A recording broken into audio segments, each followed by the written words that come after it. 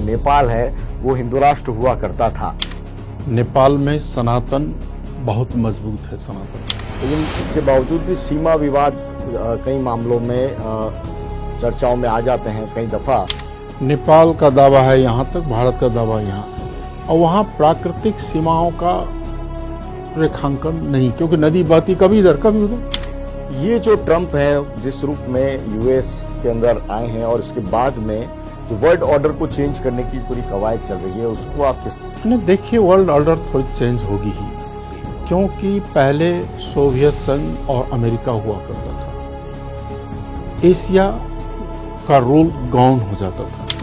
अब बांग्लादेश के अंदर जो घटनाक्रम चल रहा है उस पर जरूर आपकी एक टिप्पणी चाहता हूँ। अभी बांग्लादेश में लोकतंत्र नहीं, और एक तरफ, दूसरी तरफ क्या है कि बांग्लादेश में कट्टरवादी है, चाहे वो धार्मिक हो चाहे जातीय हो। नेपाल की आवाजाही का जो हमारा संबंध है उसमें एक खतरा ये रहता है, इंडिया के लोगों का कंसर्न रहता है। नेपाल में भारत विरोधी गतिविधि नेपाल में अलाउ नहीं। नेपाल की नीति रही है कि नेपाल के भूमि से कभी भी अपने मित्र राष्ट्र भारत के विरोधी कोई भी गतिविधि नहीं करने देंगे। जो भारत एक शक्तिशाली मुल्क के रूप में उभर रहा है कई मामलों में, लेकिन जब तक भारत और पाकिस्तान के बीच का अच्छे संबंध नहीं होगा, सार्क आगे बढ़ना संभव नहीं। देखिए, ट्रंप का सोच जो अभी तक जो दिखाई दे रही है वो अमेरिकन सुपरमेसी का सोच है। उन्होंने कहा भी है अमेरिका फर्स्ट। नमस्कार, पंजाब केसरी में आप सभी का स्वागत है। मैं हूं विशाल सूर्यकांत और आज स्टूडियो में हमारे साथ में खास मेहमान मौजूद हैं। आप हैं उपेंद्र यादव, जो कि नेपाल के पूर्व डिप्टी पीएम हैं और विदेश मंत्री भी रह चुके हैं। तो भारत नेपाल के संदर्भ में किस तरह से वो देखते हैं चीजों को, और इनके जरिए समझेंगे भारत नेपाल के संबंधों का इतिहास तो सबको मालूम है, वर्तमान और भविष्य किस दिशा में जाएगा, इस पर भी बात करेंगे। उपेंद्र जी, बहुत बहुत स्वागत है आपका पंजाब केसरी स्टूडियो में। सबसे पहले तो कि आप राजस्थान की, भारत में राजस्थान की इस धरा पर, मरुधरा पर पधारे हैं, राजधानी जयपुर में। क्या वजह है कि आपका यहाँ पे आना हुआ है? देखिए, राजस्थान और नेपाल का संबंध भी बहुत विचित्र का है। यहाँ से काफ़ी लोग नेपाल में हैं, जो वहाँ के उद्योग, व्यापार, व्यवसाय, नेपाल में बहुत बड़ी योगदान राजस्थान के लोगों का रहा है। इसलिए राजस्थान हम लोग अपना ही समझते हैं, अपने नज़दीक के ही समझते हैं। जैसे भारत में राजस्थान का खास भूमिका है, और यहाँ हमारे मित्र लोग ने अंतर्राष्ट्रीय समरसता मंच उनके साथियों के आग्रह पर और कुछ मित्रों से भेंटघाट के क्रम में यहाँ पहुँचे, और बड़ी खुशी हुई कि आप लोगों से भी मुलाकात हुई। जी, भारत नेपाल संबंधों को आपने बहुत, क्योंकि आप तो उस पूरी सरकार में रहे हैं, किस तरह से परिभाषित करेंगे? क्योंकि सांस्कृतिक रूप से, धार्मिक रूप से एक जुड़ाव अलग है, लेकिन राजनीतिक रूप से संबंधों में उतार चढ़ाव बना रहता। देखिए, नेपाल और भारत का संबंध केवल दो देशों के कूटनीतिक संबंध तक ही सीमित नहीं है। हमारा संबंध धर्म, संस्कृति, भाषा, सभ्यता और भावनाओं से जुड़ा हुआ संबंध है। वैसे कहा जाए तो भारत दो देश हैं, दो सार्वभौम सत्ता संपन्न मुल्क है, लेकिन हमारी भावनाएं, हमारी संस्कृति, हमारी सभ्यताएं एक हैं, और ये संबंधों को बहुत ही मजबूत से पकड़ी हुई है। हाँ, अब राजनीति में तो एक ही मुल्क में भी कभी काल उठापटक तो होता रहता है, इधर होता रहता है, लेकिन ऐसा भी नहीं है। अभी नेपाल और भारत के बीच का संबंध बहुत ही बेहतर है। ऐसा लगता है कई दफ़ा जो भारत में परसेप्शन है, मैं वो सवाल पूछूंगा जो भारत परसेप्शन में, आप बताइएगा क्या स्थितियां हैं, लेकिन ऐसा कई बार ये होता है कि नेपाल है वो चाइना के बहुत नज़दीक हो जाता है, इंडिया से थोड़ा दूर हो जाता है। तो ये जो चीज़ें हैं, इसको कैसे आप देखते हैं वहाँ नेपाल? चाइना हमारा पड़ोसी है, उसके साथ हमारा संबंध रहा है, लेकिन भारत हमारे साथ हमारा विशेष संबंध रहा है। हमारा संस्कृतियों का, सभ्यताओं का, धर्मों का संबंध रहा है भारत के साथ, बेटी रोटी का संबंध रहा है, जो इस तरह का संबंध दूसरे किसी के साथ नहीं है। इसलिए हमारे पड़ोसी हैं चाइना, वो नेपाल के, उनसे मित्रता है, लेकिन भारत से हमारी विशेष संबंध है और इसके जगह दूसरा कोई नहीं ले सकता है। लेकिन मैं आपके पुराने इंटरव्यूज़ देख रहा था, जब आप यहाँ पधारने वाले थे तो मैंने देखा कि क्या क्या कुछ नेपाल के अंदर घटनाक्रम हुआ भारत के संदर्भ में। तो बहुत आप वहाँ पर भारत सरकार या भारत को लेकर बहुत वहाँ पर आप अपनी बात रखते आए हैं। पिछली दफ़ा 2-4 साल पहले की बात है, वहाँ ओली सरकार के ऊपर आरोप लगे थे, चाइना गवर्नमेंट और ये तमाम चीज़ों के आरोप लगे थे, तब भी आपका है बहुत चीज़ें हैं, वक्तव्य हैं, वो पब्लिक डोमेन में आई थी। तो ये जो राजनीतिक रूप से जो मत भिन्नता है, क्या वहाँ पर अब क्या उस तरह से प्रबल है कि स्थिति ये हो जाए कि कभी चाइना या भारत दोनों में से किसी एक को ही हम साध पाएंगे, दोनों को संतुलन साधना मुश्किल हो जाता है राजनीतिक पार्टियों के लिए वहाँ पर? देखिए, नेपाल की आंतरिक राजनीति क्या है कि वहाँ वामपंथ और उग्र वामपंथ का प्रभाव है। तो वामपंथ का जहाँ प्रभाव हो, वो निश्चित रूप में उनका थोड़ा सा वैचारिक लगाव, विचारधारा की लगाव चाइना से या किसी ज़माने में सोवियत यूनियन से हुआ करता था, हाँ ना। लेकिन लोकतांत्रिक गणतंत्र नेपाल है, जो लोकतंत्र और गणतंत्र में विश्वास करते हैं, कुछ वामपंथियाँ भी, वो इस वास्तविकता को समझते हैं कि भारत के साथ जितना बेहतर संबंध होगा, जितना स्पष्ट होगा, जितना जो है मजबूती के साथ आगे बढ़ेगी, उतना ही नेपाल का तरक्की होगा और हित भी होगा और भारत का भी हित होगा। ये वास्तविकता है, इस वास्तविकता को कोई इनकार नहीं कर सकता है। लेकिन इसके बावजूद भी सीमा विवाद कई मामलों में चर्चाओं में आ जाते हैं। कई दफ़ा हमने देखा कि इस रूप में पिथौरागढ़ और तमाम ये उत्तराखंड से लगती हुई सीमा है, उसको लेकर विवाद हुआ। इसको आप किस तरह से देखते हैं? उसमें क्या है कि जब मैं विदेश मंत्री था, मैं 2 बार नेपाल का विदेश मंत्री रहा हूँ और भारत का विदेश मंत्री के हैसियत से कई बार दौरा भी किया था। तो 2 पॉइंट है जहाँ हमें आपस में सुलझानी पड़ेगी। जैसे सुस्ता में नेपाल का दावा है यहाँ तक, भारत का दावा यहाँ है, और वहाँ प्राकृतिक सीमाओं का रेखांकन नहीं, क्योंकि नदी बहती कभी इधर कभी उधर, है ना, कभी जंगल हो जाती है फिर नदी काट देती। तो इस तरह के 2 पॉइंट जो है, सभी पॉइंट क्लियर है, लेकिन 2 पॉइंट में एक महाकाली वाली पॉइंट और एक सुस्ता वाली पॉइंट है, जहां दोनों देशों के नेताओं को पॉलिटिकल डिसीजन करके उसको कंक्लूड कर देना होगा और ये सदा के लिए समाप्त कर देना होगा आपसी समझदारी के आधार पर। जी। चाइना को लेकर परसेप्शन इंडिया में यह है कि अब ज़मीनों को पे अतिक्रमण होता है, सीमा के पास आसपास गांव हैं वो बसा लिए जाते हैं। नेपाल के अंदर भी मैं देख रहा था कि मीडिया रिपोर्ट्स या आपके टाइम की रिपोर्ट्स ऐसी थी कि कुछ गांव वहां पर बसा लिए, तमाम चीज़ें। इसको आप किस तरह से देखते हैं? देखिए, वो उसको हमें 2 देशों की समस्या के रूप में देखना नहीं चाहिए। लोकल लोगों का क्या होता है, तो हमारे यहाँ तो 10 गजा है, कोई दीवार तो है नहीं, इधर के लोग इधर आते हैं, इधर के लोग उधर जाते हैं, थोड़ी सी फसल इधर लगा लिया, थोड़ी सी फसल इधर लगाए। ये लोकल प्रॉब्लम कहीं कहीं दिखाई देती है। वो दोनों देश के अधिकारी लोग बैठ करके सीमाओं में, जो हमारा एक मैकेनिज्म है, भारत के सीमा सुरक्षा और नेपाल के जो अधिकारी लोग बैठते हैं, ऐसी समस्याओं को समाधान करते जा रहे हैं। ऐसा कोई बड़ी बात कहीं दिखाई नहीं दे रही है। जी। उपेंद्र जी, एक अंतर्राष्ट्रीय परिस्थितियां जिस रूप में बदल रही हैं, उससे जुड़ा अगर सवाल न करूं आपसे तो ठीक नहीं होगा। विदेश मंत्री भी रहे हैं नेपाल के। ये जो ट्रंप है, जिस रूप में यूएस के अंदर आए हैं और इसके बाद में जो वर्ल्ड ऑर्डर को चेंज करने की पूरी कवायद चल रही है, उसको आप किस तरह? देखिए, वर्ल्ड ऑर्डर थोड़ी चेंज होगी ही, क्योंकि पहले सोवियत संघ और अमेरिका हुआ करता था, एशिया का रोल गौन हो जाता था। लेकिन आज दुनिया में, एशिया में भारत, चाइना जैसे मुल्क भी अपना भूमिका अंतर्राष्ट्रीय जगत में आ रहा है। आर्थिक रूप से अन्य शक्तियां भी बढ़ रही हैं। दक्षिण अमेरिका पहले गौण होता था, आज ब्राज़ील, कनाडा जैसे शक्ति भी आगे आ रही है। तो क्या है कि अब ग्लोबल पावर पॉलिटिक्स यूरोप से, अमेरिका से अब शिफ्ट होते जा रहा है एशिया की ओर।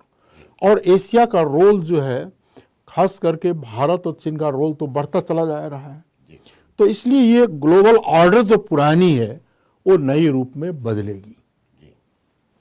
टैरिफ वॉर को लेकर आपका क्या ओपिनियन है? क्योंकि ये दरअसल मसला विकसित और विकासशील या अर्धविकसित देशों के बीच की जो आर्थिक उनके बीच में तालमेल था उससे जुड़ा हुआ था। उनके पास में सामान है तो हमारे पास में इंडिया हो या नेपाल हो, इन कंट्रीज के पास में बाजार है। तो ये संतुलन को आप कैसे देखते हैं? और जिस रूप में ट्रंप इसको इम्पोज कर रहे हैं, क्या आपकी ओपिनियन? देखिए, ट्रंप का सोच जो अभी तक जो दिखाई दे रही है वो अमेरिकन सुपरमेसी का सोच है। उन्होंने कहा भी है अमेरिका फर्स्ट, यानी दुनिया में अमेरिका को फर्स्ट बनाए रखना है और लेके आगे चलना है। उसके लिए उन्हें को ये दिखाई दे रहा है कि आर्थिक शक्ति के रूप में, सामरिक शक्ति में अब नई शक्ति उदय हो रही है। जो नई शक्ति उदय हो रही तो संतुलन बिगड़ रहा है। जो संतुलन बिगड़ रहा है तो उनका चिंता भी बढ़ रही है, ताकि अब ग्लोबल सुपरमेसी अपना रहेगा या खत्म होगा। भारत के सराउंडिंग जो कंट्रीज हैं, चाहे नेपाल हो, बांग्लादेश है, मॉरिशस है, उनमें समय समय पर इस तरह की लगातार अविश्वास वाली खबरें आती रहती। पहले एक सार्क कंट्री के रूप में एक कॉमन प्लेटफॉर्म की बात होती थी। आपको क्या लगता है कहाँ चूक है? सार्क तो करीब करीब मैं देख रहा हूँ कि कॉमा में चला गया है जी।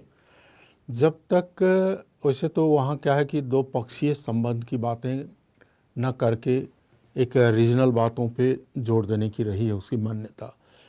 लेकिन जब तक भारत और पाकिस्तान के बीच का अच्छे संबंध नहीं होगा, सार्क आगे बढ़ना संभव नहीं है ना? क्योंकि भारत सार्क का अग्रगणी, मतलब आगे खींचने वाले नेतृत्वदायी भूमिका में है, और वो पाकिस्तान के साथ उलझ जाए या वहाँ दुविधाएं पैदा हो तो गति कैसे पकड़ेगी? तो ये समस्याएं वहाँ है।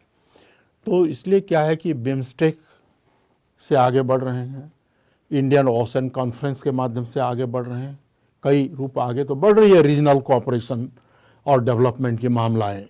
लेकिन सार्क का तो अब कन्वेंशन भी नहीं हो पा रहा है, समिट भी नहीं हो पा रहा है, तो ये अटका हुआ है वहाँ पर।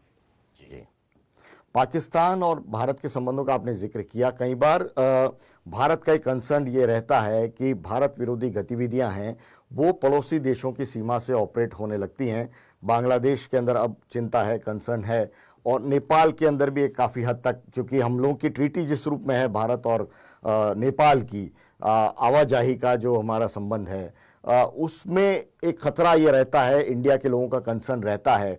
तो आप किस तरह से देखते हैं नेपाल की जमीन को? कि जो भारत एक शक्तिशाली मुल्क के रूप में उभर रहा है, कई मामलों में एक पावर के रूप में उभरता हुआ पावर है, जो पावर के रूप में आगे बढ़े भारत बढ़े तो उसके साइड में तो चिंताएं भी लोगों का बढ़ना स्वाभाविक है ना? ताकि कोई को रोकना हो या कोई को क्या होगा, कोई भयभीत होगा, कोई रोकना चाहेगा, कई तरह की खेल का सामना तो करना ही पड़ेगा। लेकिन उस मामले में देख रहा हूँ मैं, तुलनात्मक जिन देशों का आपने नाम लिया है, नेपाल में भारत विरोधी गतिविधि नेपाल में अलाउ नहीं है। नेपाल की नीति रही है कि नेपाल के भूमि से कभी भी अपने मित्र राष्ट्र भारत के विरोधी कोई भी गतिविधि नहीं करने देंगे, ये रही है। और दोनों देश के कोऑर्डिनेशन में कई करने का जो प्रयास भी किया है, उन्हें पकड़ा भी गया है, रोका भी गया है। प्रयास तो कर सकता है लेकिन वो सफल नहीं होगी, क्योंकि हम लोग नेपाल और भारत इतना क्लोज है एक दूसरे के विरुद्ध में कैसे जाएगा? अब बांग्लादेश के अंदर जो घटनाक्रम चल रहा है उस पर ज़रूर आपकी एक टिप्पणी चाहता हूं, क्योंकि वहाँ जो कुछ हो रहा है वो एक कंसर्न है, न केवल भारत के लिए और यकीनन नेपाल के लिए भी वो एक चिंता का एक कारण होगा कि आखिर वहाँ चल क्या रहा है। लोकतांत्रिक चुनी हुई सरकार वहाँ पर अब नहीं है और जिस रूप में वहाँ पर घटनाक्रम चल रहे हैं। अब देखिए, अभी तो बांग्लादेश लोकतंत्र से बैक हुआ है ना। लोकतांत्रिक मुल्क बांग्लादेश गैर लोकतांत्रिक मुल्क की ओर रूपांतरण हो चुका है। अभी बांग्लादेश में लोकतंत्र नहीं है। और एक तरफ, दूसरी तरफ क्या है कि बांग्लादेश में कट्टरवादियाँ, चाहे वो धार्मिक हो चाहे जातीय हो, ये कट्टरवादी शक्तियाँ धीरे धीरे मजबूत होती जा रही है, जो लोकतंत्र का आधार पे वो खड़ी नहीं होना चाहती है। वो अपना, तो इसलिए चिंता का विषय एक ही है। उसमें अब कई मीडिया से हमने पढ़ा कि कई तरह की शक्तियाँ प्ले भी कर रही है, खेल भी कर रही है। तो ये चिंता का विषय तो है कि अब बांग्लादेश अगर लोकतांत्रिक मुल्क बन के आगे बढ़े तो अन्य लोकतांत्रिक मुल्कों भी सहज होगी। अगर बांग्लादेश फंडामेंटलिस्ट की ओर हाथ में चला गया तो दूसरे को भी उसका प्रभाव तो पड़ेगा। तो चिंता का विषय यहाँ है। एक बहुसंख्यक आबादी हिंदुस्तान के अंदर है, भारत में, जिसका कंसर्न हमेशा ये रहता है, क्योंकि नेपाल से आपने कहा कि रोटी बेटी का व्यवहार है और पता ही नहीं चलता अगर वहाँ के लोगों को और हिंदुस्तान के लोगों को देखें कि कौन दोनों में कौन किस मुल्क का है। और ऐसे में यहाँ बहुसंख्यक आबादी के मन में चिंता है या एक विषय रहता है कि नेपाल है वो हिंदू राष्ट्र हुआ करता था। क्या इसको आप देखते हैं और क्या भविष्य नेपाल की अंदरूनी राजनीति किस तरफ जा रही है? देखिए, नेपाल अभी भी हिंदू राष्ट्र ही है। नेपाल में सनातन बहुत मजबूत है, सनातन धर्म। नेपाल के अभी के संविधान में भी सनातन धर्म का उल्लेख किया गया है ना। तो वहाँ हिंदुत्व तो है। हाँ, अब क्या है कि नेपाल सनातन को का धर्म को कायम रखते हुए जो है वह धर्मनिरपेक्ष है, ताकि सभी धर्मों के प्रति राज्य का समान दृष्टिकोण हो। धर्म विहीनता तो नहीं है। और आज भी नेपाल में 85% लोग हिंदू हैं। हाँ, लेकिन क्या है कि उदार है, उदार है, और हिंदू तो उदार होते ही हैं। भारत और नेपाल के संबंधों का भविष्य किस रूप में देखते हैं ये आपकी? हम तो देखिए, नेपाल और भारत का बीच का संबंध भविष्य अच्छा ही देखते हैं हम, क्योंकि नेपाल और भारत के दोनों देश के लोग, दोनों देश के सरकारें, दोनों देश के निकाय बेहतर संबंध के ही पक्ष में है और रहा है। आज का नहीं संबंध, ये संबंध हम लोगों ने नहीं बनाया, ये हजार वर्ष से बना हुआ संबंध है। जब एज ए देश के रूप में भारत नहीं था, नेपाल नहीं था, उस वक्त भी हमारे पूर्वजों का संबंध था, है ना। ये केवल राजनीतिक संबंध नहीं है, केवल सीमाओं का संबंध नहीं है, ये भावनाओं, विचारों, सभ्यताओं का संबंध है और ये मजबूत ही रहेगी और आगे मजबूत होके जाएगी।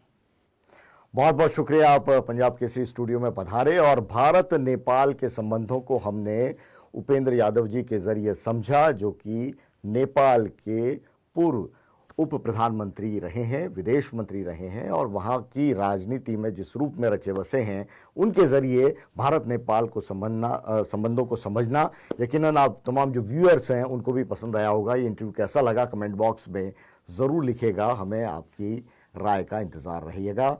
मुझे पूरी पंजाब केसरी की टीम के साथ इजाज़त दीजिए। आपका स्टूडियो में पधारने के लिए एक बार फिर से बहुत बहुत धन्यवाद, आभार। बहुत धन्यवाद।